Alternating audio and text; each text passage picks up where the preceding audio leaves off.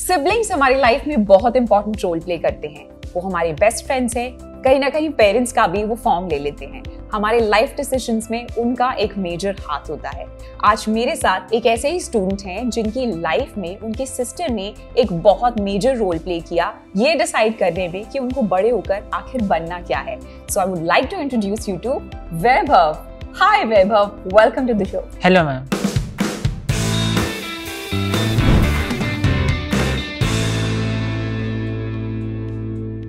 Tell me something कि कैसे ये सिस्टर जो आपकी थी उन्होंने आपको इंट्रोड्यूस कराया मेडिसिन से। बेसिकली जब 9th-10th था तब वो हर किसी को दो में कंफ्यूजन होती है कि इंजीनियरिंग लेना है कि मेडिकल लेना है। तो मेरी सिस्टर ने एक्चुअली तब 12th में थे, तब जब उनका नीट का आया रिजल्ट तो पता लगा कि उनको मतलब मेडिसिन में आगे करना है। तो उससे मोटिवेशन मिली कि आगे एक जब सिस्टर कर रही है तो उससे आगे मतलब गाइडेंस मिल जाएगी बहुत आगे। तो इसलिए उससे डिसाइड हुआ बेसिकली कि मेडिसिन में जाना है और इंजीनियरिंग में नहीं। So, वैभव, आपको मेडिसिन के लिए सिर्फ सिस्टर ने ही इंस्पायर किया या इट केम फ्रॉम इनसाइड कि आपको डॉक्टर ही बनना है इन फ्यूचर? मेरे को खुद से भी अंदर से बहुत ज़्यादा मोटिवेशन आई कि डॉक्टर बनना है, क्योंकि जब कोविड टाइम्स हुए तो जब पीपल वर डाइंग तो उसमें भी अंदर motivation I.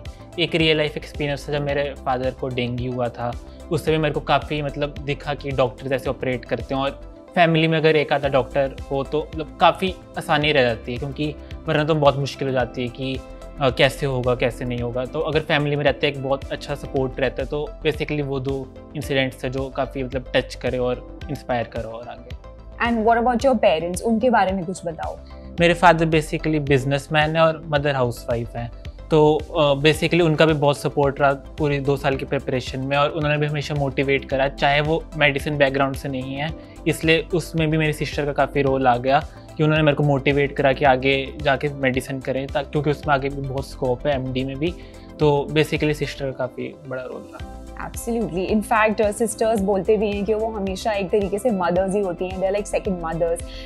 You know, let's talk about Aakash Byju's. उनका क्या रोल रहा? When did you decide actually कि आपको आकाश बायजूस से ही अपनी ट्रेनिंग लेनी है?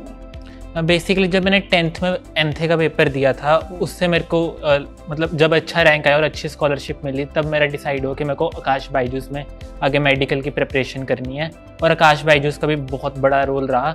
जैसे मेरे सर थे एक बॉटनी के, जसदीप सर, उन्होंने मेरे को हमेशा मोटिवेटेड रखा 2 साल की प्रिपरेशन में। उन्होंने बेसिकली कोई मेरे से अपने टेस्ट के मार्क्स तक नहीं पूछे, क्योंकि उनको मेरे से ज़्यादा लगता है उनको मेरे पे कॉन्फिडेंस था कि मेरा अच्छा ही आएगा। और उन्होंने मेरे को 2 साल की प्रिपरेशन में हमेशा जब भी मेरे कम मार्क्स आए ज़्यादा हमेशा मोटिवेटेड रखा कि अच्छा ही होगा एंड में। और उन्होंने मतलब चाहे रात को 12 बजे फ़ोन कर लो, चाहे सुबह जल्दी फ़ोन कर लो, कभी मैसेज कर लो, वो हमेशा मतलब गाइडेंस रखते थे और हमेशा मोटिवेटेड रखते थे, हमेशा डाउट्स क्लियर करते थे। तो उनका बहुत बड़ा रोल रहा। बट वैभव, ऐसा सोचते हैं लोग और बहुत सारे students I am sure agree करेंगे मेरी बात से कि हमेशा तो अच्छे मार्क्स नहीं आते और हमेशा एक स्कोर को हमेशा बैलेंस करके रखना भी पॉसिबल नहीं हो पाता। आई एम श्योर तुमने भी अपनी जर्नी में देखा होगा कि थोड़ा लो स्कोर किया, तो उस टाइम पे आपने खुद को कैसे मोटिवेट किया? लो मतलब 2 साल की प्रिपरेशन, ऐसा कोई मतलब मेरी क्लास में भी बच्चा नहीं रहा और कभी भी नहीं रहा कि जिसके 2 साल में हमेशा ज़्यादा नंबर ही आए। हमेशा कभी ना कभी तो कम नंबर आएंगे, और वो मतलब बेसिकली अच्छा भी है, क्योंकि नीट के एग्ज़ाम में किसी को कुछ नहीं पता क्या होगा। तो एक थोड़ा अंदर से रहता है कि मतलब ओवर कॉन्फिडेंट नहीं हो जाता बच्चा कि 2 साल में हमेशा ही अच्छे ला रहा है। तो मतलब कम स्कोर भी अच्छा, और जब कम स्कोर आया भी उसको एक मतलब उससे मोटिवेशन से लो कि क्वेश्चंस गलत पता लग गया, मतलब ये टॉपिक में भी कमी थी, वरना तो लगता रहता है कि ये टॉपिक तो आता ही है, वो कभी पढ़ते ही नहीं। उससे पता लगता है कि हाँ ये इस टॉपिक में भी गड़बड़ है, अभी फिर से पढ़ना है एक और बार, और फिर से टीचर से डिस्कस करना है, फिर से मतलब लेक्चर सुनने हैं। तो मतलब बहुत ऐसा नहीं कभी भी सोचना चाहिए कि 2 साल की प्रिपरेशन में कि कम मार्क्स आ गए तो बुरा है। तो मतलब बेसिकली जो मेरे नीट में भी थोड़े मतलब क्वेश्चन ऐसे थे जो मैंने गलत कर चुका था, तो मतलब वो मेरे को बेसिकली यही याद था कि हाँ मैंने एक गलती करी थी या किसी और ने यही गलती करी थी पहले, तो उससे मतलब बहुत हेल्प रहती है। तो क्योंकि एंड के पेपर में कभी वो क्वेश्चंस नहीं याद रहते जो सही हुए, हमेशा वो क्लिक कर जाते हैं कि हाँ ये गलत हुआ था क्वेश्चन मेरा। तो मतलब ऐसा कोई घबराने की ज़रूरत नहीं होती कि 2 साल में कम मार्क्स आ गए। 11th में तो बेसिकली सबके ही कम मार्क्स आते हैं शुरू में, कभी किसी के ऐसा नहीं होता कि 700 पहले आने लग गए हैं। 650, 640 ऐसी शुरुआत होती है। +2 के मतलब मिडल में जाके स्टेबल होता है थोड़ा score. Even final test series में भी मेरा स्कोर किसी में बहुत ऊपर जाता था, किसी में बिल्कुल नीचे गिर जाता था। तब भी मोटिवेटेड रहा था कि कुछ नहीं होता, कि नीट ही एंड डिसाइड करेगा। तो मतलब डीमोटिवेटेड होने की ज़रूरत नहीं है। अपने टीचर से बात कर लो, अपने पेरेंट्स से इंटरेक्शन कर लो, तो काफ़ी हेल्पफुल रहता है। आपने बोला कि आपका स्कोर कभी भी 700 की रेंज में एकदम से नहीं आता, पहले 680 रहता है। आपकी स्ट्रैटेजी क्या थी कि आपने अपने स्कोर को मेंटेन करके रखा और 700 एंड अबव के लिए सोचा और टारगेट बनाया? बेसिकली जब 11th शुरू हुई तब तो स्कोर मेरा 650 640 इसकी रेंज में रहता था। +1 की एंड में भी 660 670 रहता था। फिर +2 में मैंने मतलब +1 में मेरे को एक गलती अपनी मिल गई थी लास्ट तक कि मैं एनसीईआरटी पे ज़्यादा फोकस नहीं करता था।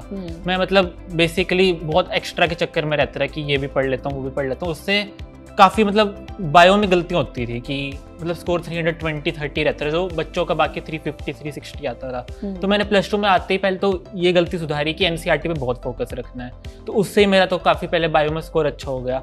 फिर मैंने केमिस्ट्री का भी देखा कि केमिस्ट्री के भी क्वेश्चन नीट में पिछले साल और मतलब आकाश के टेस्ट में भी एनसीईआरटी से ही आते हैं, तो उसकी भी मैंने एनसीईआरटी पढ़नी शुरू करी, तो उससे भी बहुत फ़ायदा रहा। तो मतलब +2 में मेन चेंज तो ये था कि एनसीईआरटी पे मतलब एनसीईआरटी की मेन इंपॉर्टेंस पता लग गया और उस पर फोकस करना शुरू कर दे, उससे अपने आप ही स्कोर इंप्रूव होता रहा और एंड में मतलब 700 क्रॉस करने लग गया था।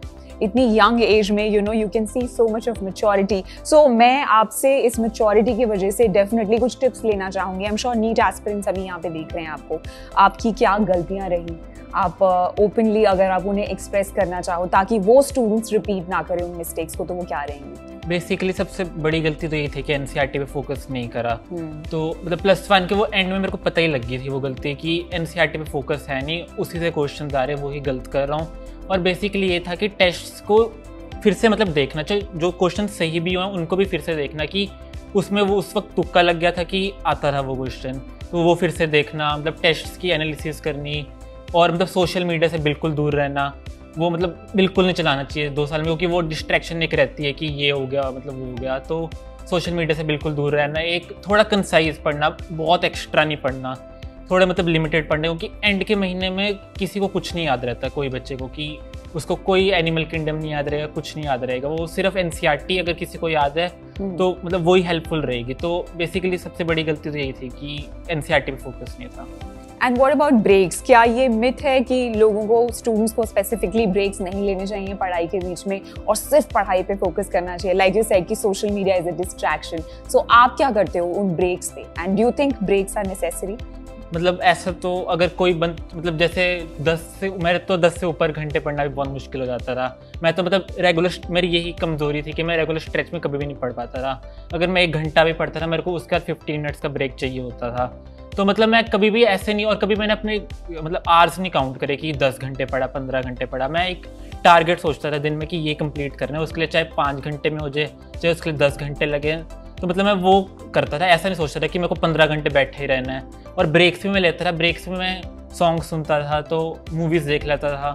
तो मतलब बेसिकली वो करा। ब्रेक्स तो मतलब ज़रूरी है, ऐसे अगर एक ही कंटिन्यूस उसमें पढ़ोगे तो माइंड वही होगा और परफॉर्मेंस कम ही होगी, उससे कभी अच्छा नहीं होगा ज़्यादा। इतनी यंग एज में भी आप काफ़ी वाइज हैं। In fact I also believe that आपने NTSC 2 भी क्लियर किया है। Tell me something about it. Basically NTSC जब मैं 9th में था, मतलब बच्चे तो 9th से कोचिंग में जाते हैं NTSC की, तो मैं तो ICSE स्कूल से था, तो मतलब बेसिकली CBSE के लिए बच्चों के लिए ज़्यादा प्रेफरेबल होता है। तो मतलब मेरा एक दोस्त था, वो 9th से कोचिंग जाता था इसकी NTSC के लिए, तो मेरे को 10th में पता लगा था कि NTSC के बारे में कुछ, कि पेपर भी होता है NTSC का। तो उससे मैंने फिर ICSE का, जैसे कि बच्चों को तो ये हो जाता है कि ICSE का बच्चा हूँ और 1 साल पहले ख़राब हो चुका है तो हो ही नहीं सकता, तो मैंने वो एक अंदर से एक फीलिंग लाई कि कुछ नहीं होता, एक बार ट्राई तो करेंगे। और फिर वो था मतलब बेसिकली उससे मेरे को काफ़ी मोटिवेशन मिली कि कुछ भी कर सकता हूँ मैं। और मतलब बेसिकली NTSC ऐसा पेपर था जिससे मतलब मैंने CBSE का भी पढ़ा, ICSE का भी पढ़ा, स्कूल का भी करा, ये भी करा, तो उससे मतलब काफ़ी इंटरनल मोटिवेशन मिली कि आगे कुछ भी कर सकता हूँ और एनीथिंग इज़ पॉसिबल।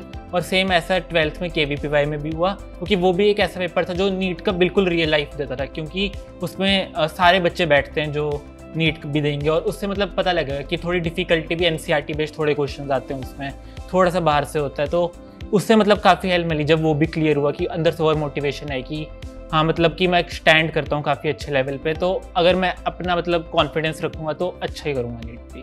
Absolutely. बहुत ही अच्छा आपने इनफैक्ट किया भी है वैभव. So यहाँ पे I think that it's very important to focus on the quality education, and in fact smartness is the key. So if you also want to stand apart from the crowd, if you also think of becoming smart, then there is one platform जो आपके goals से आपको introduce कराएगा, which is aakash.ac.in.